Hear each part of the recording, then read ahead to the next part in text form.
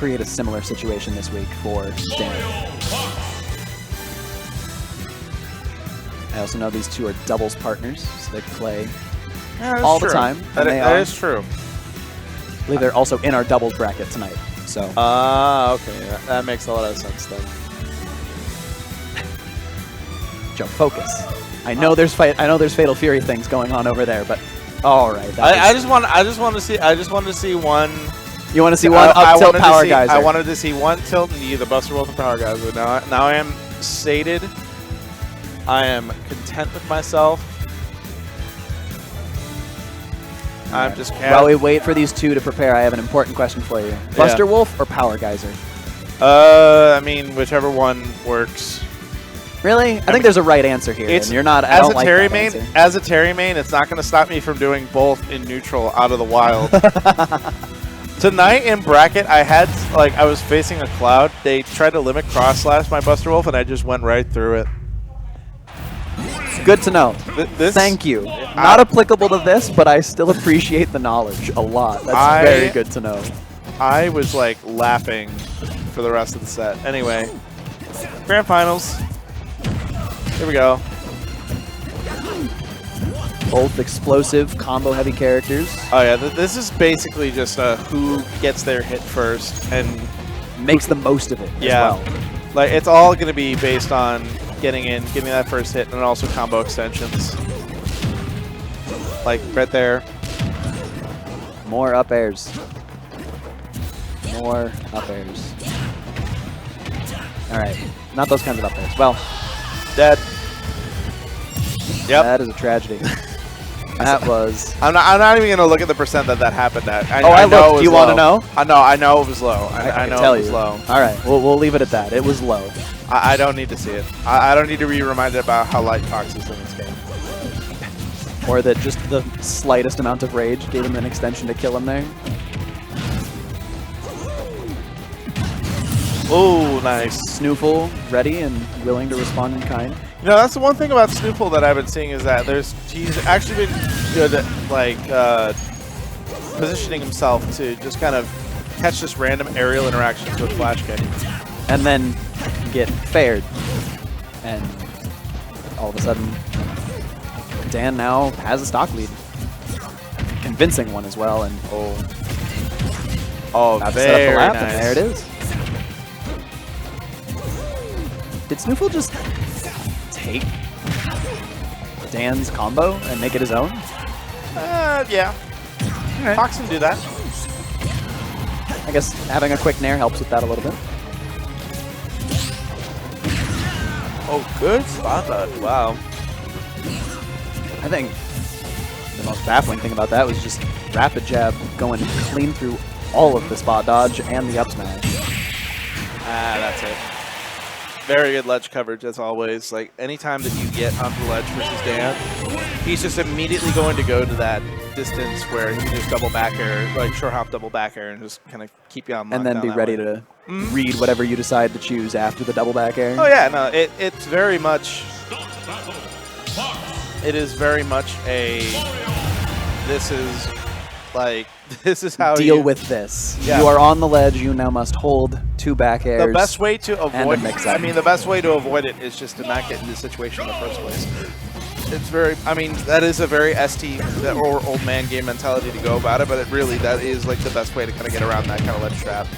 Snoof looking unfazed. God. And how many fairs was that? Was like 4 or 5 in the same sequence? I wish it was. I think it was only 2 or 3, but. And still not done yet. He's chasing Dan around the stage. There you go. Get some up airs in there as well. Oh my God. Oh wow. Okay, now it's Dan's turn. Like I said, this specific matchup, how they play each other, it's all about who gets their first hit in first. And adjust their combos appropriately. Because I think it was Dan who kind of turned the tables on Snoof for a brief moment and stole the combo away.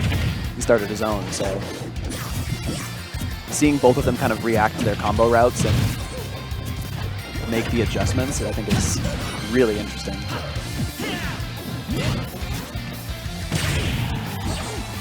Oh man, I thought he was gonna double dip. He wanted it. He really wanted it. That would have been so sick. I mean, at this point, he kind of needs to go for it since SNooFL is kind of returning the favor from the last game of closing out stocks in lightning quick fashion. Turnaround up smash, gonna close out the stock.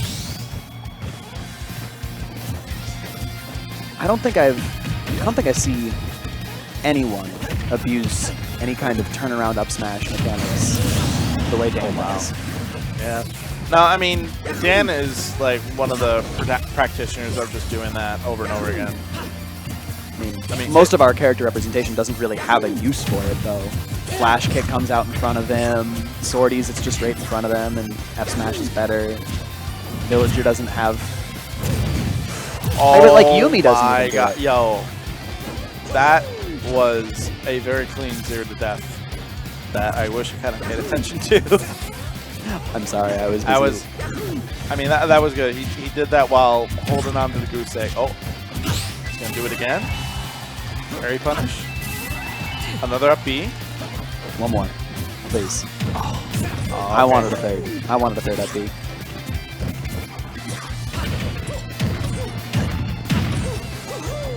I think the stock is going to be very defining for the rest of the set. Jabs. Dislodge him on ledge. Very good holding shield there. Yeah, Fox Illusion no longer goes to shield. Oh, up tilt. Just run up, delay grab. I like it. Yeah. Very Smash 4 of SNooFL. I'm a big fan of it. Oh, that trade working out in Dan's favor. He's starting to let the up smashes rip. Oh yeah. So many things are deadly for SNooFL now.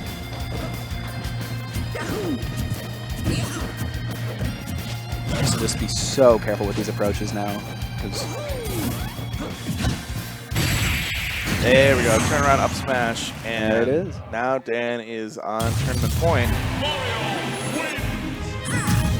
I was very sure SNooFL had that. I mean, he's still. I mean, he looked like he was pulling back on that last stock, but I don't know, man. Like Dan, he's showing that he's bringing that consistency over from last week. Just about ready to answer to. I mean, SNooFL's putting on an enormous amount of pressure. He had a 2-stock lead, a good % lead, and Dan kept the level head and tied the game up pretty quickly and consistently and convincingly as well. Yeah. Running it back to PS2 yet again. I mean, this is just the starter stage of starter stages right now. And for sure, but I mean, there has to be. I'm curious also, about keep in mind, you're talking to two players that back in the Smash 4 days would literally have entire grand final sets. I'm talking about entire grand final sets. That is Game 10 grand final sets. On the same stage? Every single one was Smashville. Wow.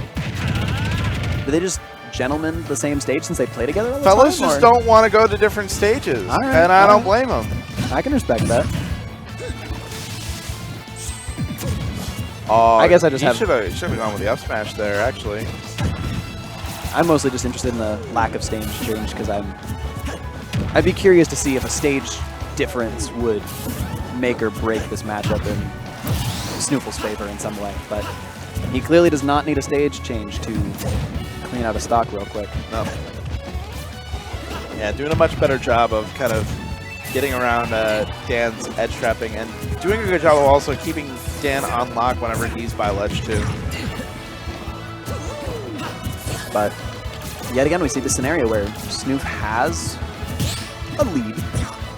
Nothing major, but enough. And then he just cannot seem to find a hit. Ooh, Dan gets to respond with his own stock just like that. That's the thing that's really tough with Fox in this matchup is like recovery like that. There's so many ways that Mario can exploit it with Flood. Oh, trade. Managing to keep Dan grounded though, so not the end of the world.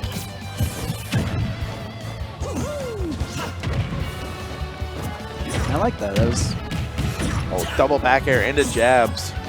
Now got SNooFL by the ledge. Up, he had a shield. Good, Ooh, smart. still Down. had his- Yeah, that's way too far away. Wow. That was smart. That was good reactions on SNooFL's part. And the down, I mean, if that was a different smash attack, he was living there. So down smash making a big difference.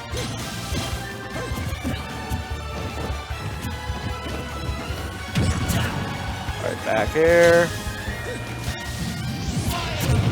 And the 2-frame, and there you go. Now we're back to even. And once again, we have this same situation as the last game, where it's one stock apiece, 0%, and it is all up to these two to make the explosivities of each of their characters work in their favor. Nice. I like that. Nobody jumps in for free. Oh, that Run up tilt. shield. That was. I mean, that was a like good way to punish it. Oh, that Trading trade. back airs. Yeah. Puts SNooFL in advantage. Yeah, lots of trades that have actually been kind of screwing Dan over in this set that I've just noticed. Like, a lot of individual reactions or situations where the moves just kind of interact in a way where Dan is just left in disadvantage. Just ever so slightly, giving SNooFL just the slightest edge. But All right. every one of these situations, though, where, well, not everyone, but a lot of them, SNooFL is kind of All right. Back throw. SNooFL's has these slight trades that give him the slightest advantage. Good parry to get out of that situation. Up air, catching him in the air. And there, Double back air, there double it back is. air by ledge, there it is. I mean, that's the trap that you gotta look out for. And that's a ledge trap that is going to win Dan ignition number 220 with SNooFL coming in second place. Very good showing. Holding the goose egg on loser's side, but you know what? He had a good run. Managed to make it to second.